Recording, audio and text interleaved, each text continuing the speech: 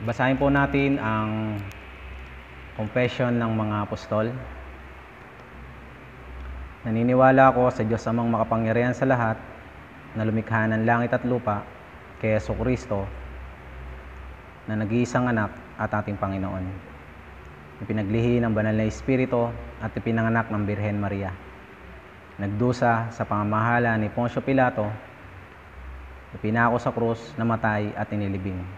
Bumaba sa impyerno at sa ikatlong araw ay muling nabuhay mula sa mga patay. Umakyat sa langit at umupo sa kanang kamay ng Diyos Amang makapangyarihan sa lahat. Mula roon ay huhusgahan niya ang mga buhay at ang mga patay. Naniniwala ako sa banal na Espiritu, sa banal na universal na simbahan, sa pagkakaisa ng mga banal, sa pagpapatawad ng kasalanan, at sa pagkabuhay na muli ng katawan, at sa buhay na walang hanggan. Amen. Kantahin po natin ang hymnal number 219, I am thine, O Lord.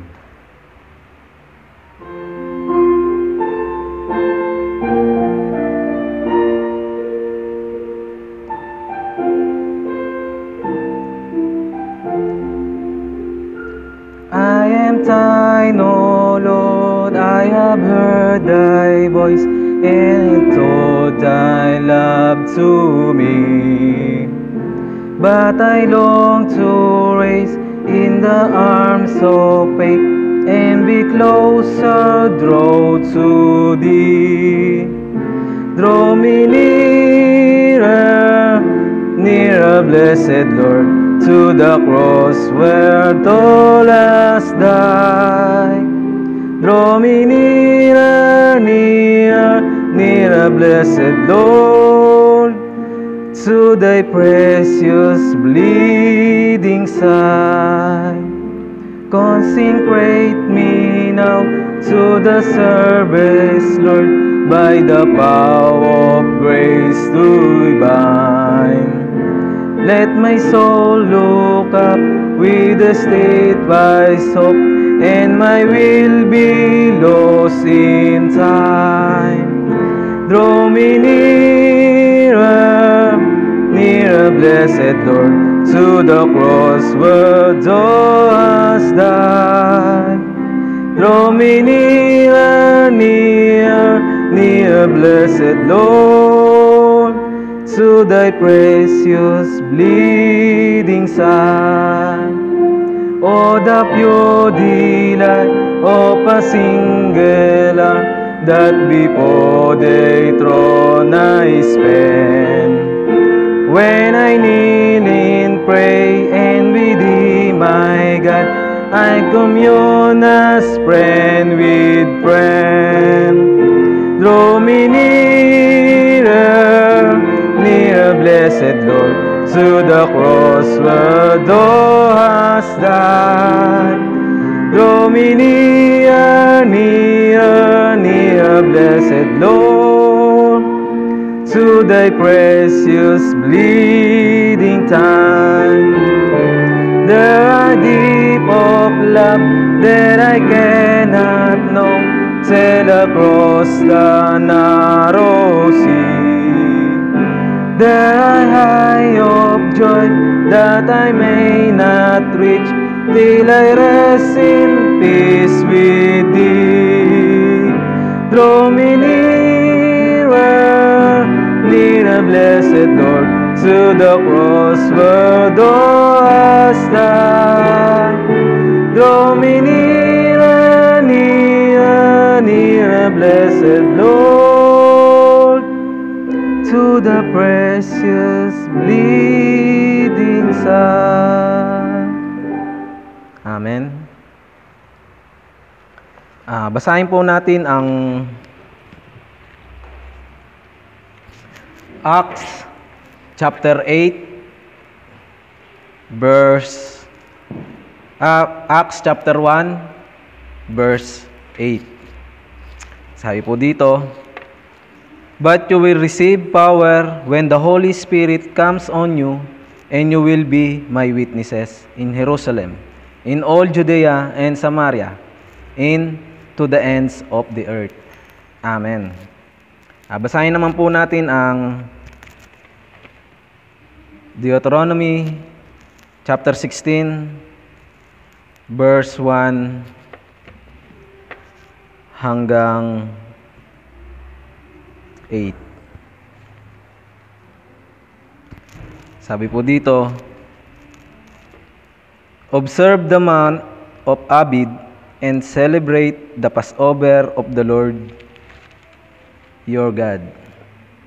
Because in the month of Abib, He brought you out of Egypt by night. Sacrifice as the Passover to the Lord your God an animal from your flock or herd at the place the Lord will choose as a dwelling for His name. Do not eat it with bread made with yeast, but for 7 days eat unleavened bread. The bread of affliction, because you left Egypt in the haste, so that all the days of your life you may remember the time of your departure from Egypt. Let no yeast be found in your possession in all your land for 7 days. Do not let any of the meat your sacrifice on the evening of the first day remain until morning. You must not sacrifice the Passover in any town the Lord your God give you, except in the place He will choose as a dwelling for His name. There you must sacrifice the Passover in the evening, when the sun goes down on the anniversary of your departure from Egypt. Roast it and eat at the place the Lord your God will choose. Then in the morning, return to your tent. For 6 days, eat unleavened bread, and on the 7th day, hold an assembly to the Lord your God, and do not work. Amen. Dumako po tayo sa mensahe po natin ngayon. Sabi nga po dito sa mensahe po natin ngayon, the preparation to save the 237 nation and 5,000 people's groups, di ba? Sabi nga po dito, ang paghahanda upang maisalba o maisave ang 237 na bansa at yung 5,000 na grupo ng mga tao. Di ba? Sabi nga po sa ating introduction, kung isipin ang iba't ibang mga aspeto ng pagliligtas ng 237 na mga bansa at 5,000 grupo ng tao na binanggit ni Jesus, maaaring mukhang imposible ito. Pero sa pagtanggap ng sagot ng trono ng Diyos and transcend time and space, naging posible ito. Diba? Kaya sa mga oras na ito, ang kapangyarihan at ekonomiya ng ilaw ay may babalik o may re-restore. Diba?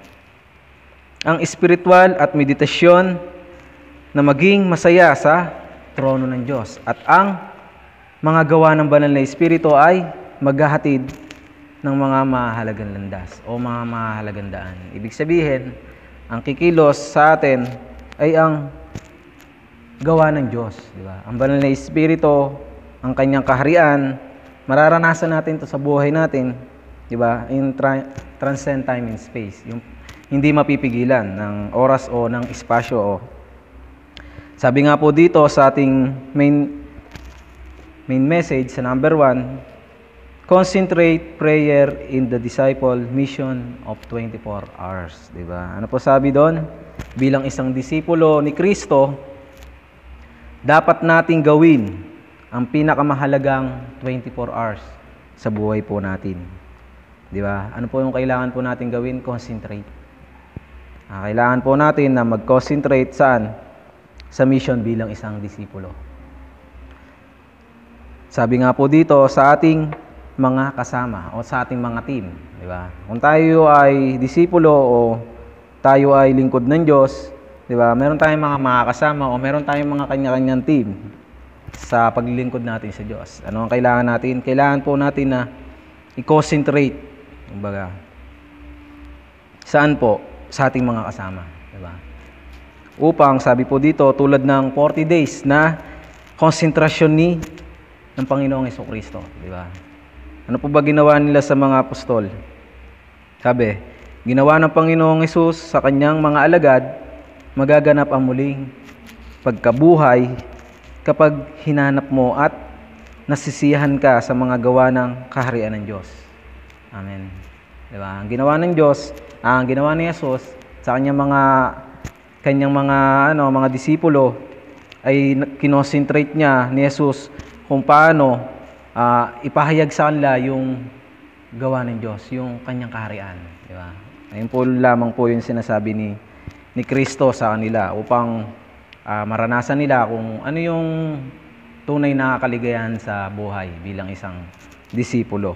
Sabi nga po dito, kailangan po natin i-concentrate sa ating mga kasamahan, 'di ba? Bilang isang misyon, 'di ba? Bilang disipulo na ipapahayag ang kaharian ng Diyos sa mga tao.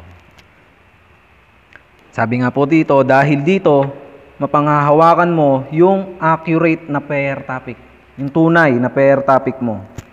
Makakatanggap ka ng mga sagot at maibalik ang tunay na pagsamba. Diba? Yung tunay na pagsamba sa bilang isang disipulo. Diba? In 24 hours. Sa pamagitan ng pag-iibanghelyo, ang mga disipulo na puno ng banal na Espiritu ay maiaangat at ang mga gawa ng Diyos ay lalaganap. Amen. Kahit na dumating ang mga pagsubok at pag-uusig sa atin, sabi po dito, okay lang dahil ito ay magiging pagkakataon sa atin para tayo ay tumatag. Diba?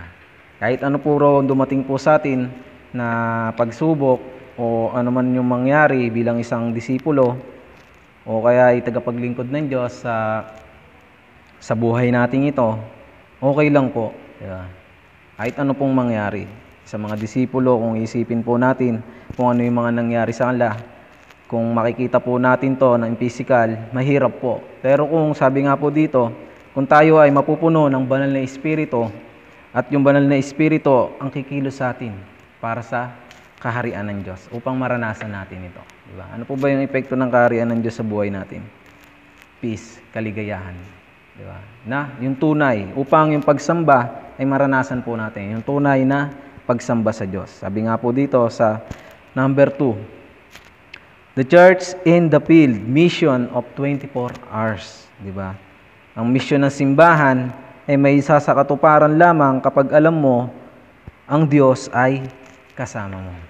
Diba? Kahit ano pong mangyari, diba? Sabi dito, may isa katuparan ang mission ng simbahan o ng church kung ang salita ng Diyos o ang Diyos mismo ay nararanasan mo sa buhay mo. Nakasama mo siya. Ganon din po ang mga nangyari sa mga 7 remnants o sa mga apostol. Naramdaman nila, nakasama nila yung Diyos at naranasan nila yung kaharian ng Diyos. Kaya nakapag-build sila in 24 hours. Di ba? Naibigay nila sa mga tao at kung ano yung plano ng Diyos sa bawat isa. Sabi nga po dito, at malinaw na makita ang iyong misyon, ang paglalakbay sa pag-iibanghelyo at maging masaya sa paggawa ng banal na Espiritu, ang mahalagang aspeto ng pagsasakatuparan ng misyon para sa mga lugar ay hindi ang bunga, kundi ang pagtingin sa trono ng Diyos at sa gawa ng transcend time and space sa kapangyarihan lamang ng Diyos. Amen po ba? Diba? Ibig sabihin po, ang Diyos po talaga yung gagawa. Diba? Hindi po tayo, kundi ang Diyos sa 237 na bansa at sa 5,000 groups, people. Diba? Ang gagawa po dito ay ang Diyos. Kailangan lang po natin na makita kung ano yung kaharian niya at maranasan natin ang epekto nito sa buhay natin, sa panahon natin ngayon. Sabi nga po dito, at sa oras ngayon magagawa mong ang mga imposibleng bagay. na walang sino man ang makaagawa at mailigtas ang mga bawat lugar na puno ng mga idolo. Diba? Sabi nga po dito, kahit na anong mangyari, diba? Kung talaga mapapanghawakan mo ang salita ng Diyos sa buhay mo, diba? Ano po ang mangyayari? Yung mga imposibleng bagay, pwede mo itong magawa na hindi magagawa ng iba. At maililigtas mo ang mga lugar na puno ng mga idolo. Diba? Sabi nga po sa ating konklusyon, simulan ang iyong araw sa pamagitan ng panalangin na nagbibigay ng pasasalamat at luwalhati sa Diyos. Diba? Umpisa pa lang ng buhay natin, umpisa pa lang ng pagmulat natin ng mata sa umaga, simulan natin to sa panalangin. Bigyan natin ng pasasalamat ang Diyos at maging sabi dito, maging sa pagtatapos ng araw na ito sa pamagitan pa rin ng panalangin. Ipasok ang sagot ng trono ng Diyos sa iyong buhay. Amen. Diba? Ibig sabihin, 24 hours. Diba? Ibigay mo sa Diyos lamang ang lahat, ang konsentrasyon. Diba? Ginagawa mo ang pagmimisyon, ginagawa mo yung ng buhay mo para sa Diyos. Ayun lang, wala na pong iba. Sabi nga po sa ating pulpit message, experience the Passover. Diba? Sabi dito, sa Deuteronomy chapter 16, verse 5 hanggang 6, ang paghahandog ay huwag ninyong gagawin sa loob ng inyong bayan, kundi sa lugar lamang na pipiliin ng Diyos. Ito'y ihahain ninyo paglubog ng araw sa araw ng pag-alis ninyo sa Ehipto. Ano pong ibig sabihin? Kailangan po natin na ma-discover kung ano yung only. Diba? Para maranasan po natin yung Passover dito. Yung experience po ng Passover upang maranasan po natin ito. Sabi po dito, kailangan natin na ma-discover kung ano yung only. Diba? Kung ano yung pagliligtas ng Diyos sa atin. Yung sila ay nilabas sa Ehipto ng Diyos, di ba?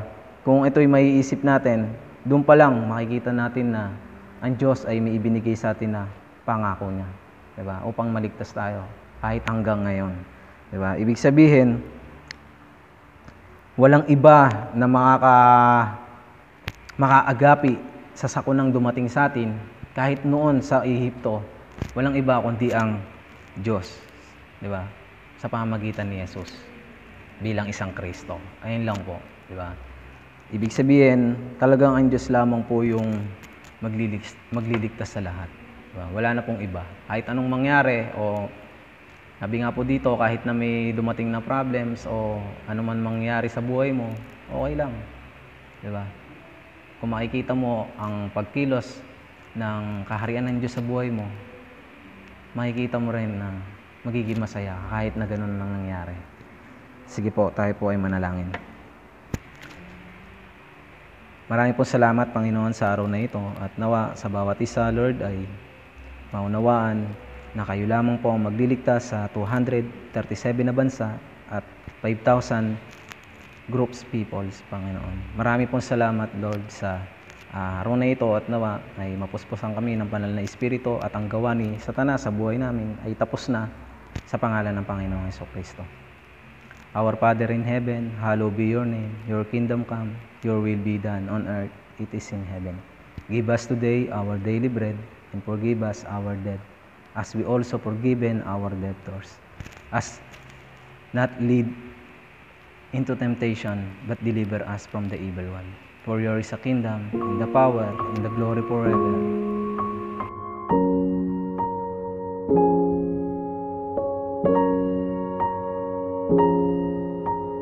Thank you.